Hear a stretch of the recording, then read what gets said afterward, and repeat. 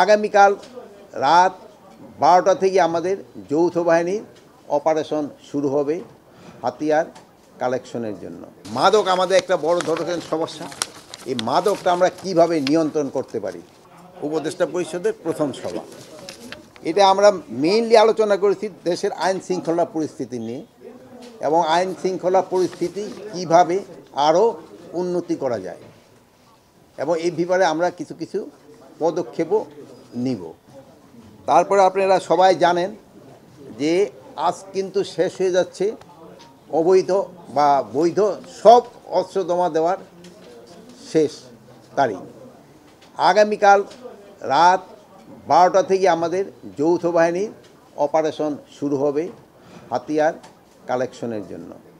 আমি এই ব্যাপারেও আপনাদের সহযোগিতা চাচ্ছি যেন আমরা অবৈধ অস্ত্রগুলি কালেক্ট করতে পারি।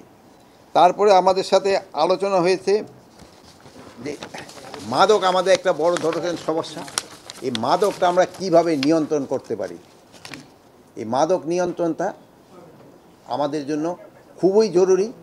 এই জন্য আমরা বিভিন্ন ধরনের পদক্ষেপ নিতে যাচ্ছি যেন এটা নিয়ন্ত্রণের ভিতরে চলে আসে এবং মাদকের গডফাদারদের যেন আমরা আইনের আওতায় আনতে পারি।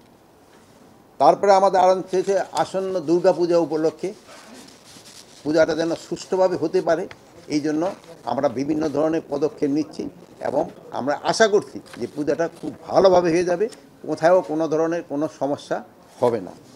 তারপর আমরা মিয়ানমার সীমান্ত আমাদের একটু সমস্যা আছে, আপনারা জানেন, ওই সমস্যা সম্বন্ধেও আমাদের আলোচনা হয়েছে।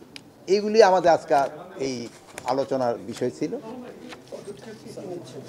আমরা পদক্ষেপগুলি আপনারা কী কী নিচ্ছে এটা আপনারা অন গ্রাউন্ড দেখতে পাবেন।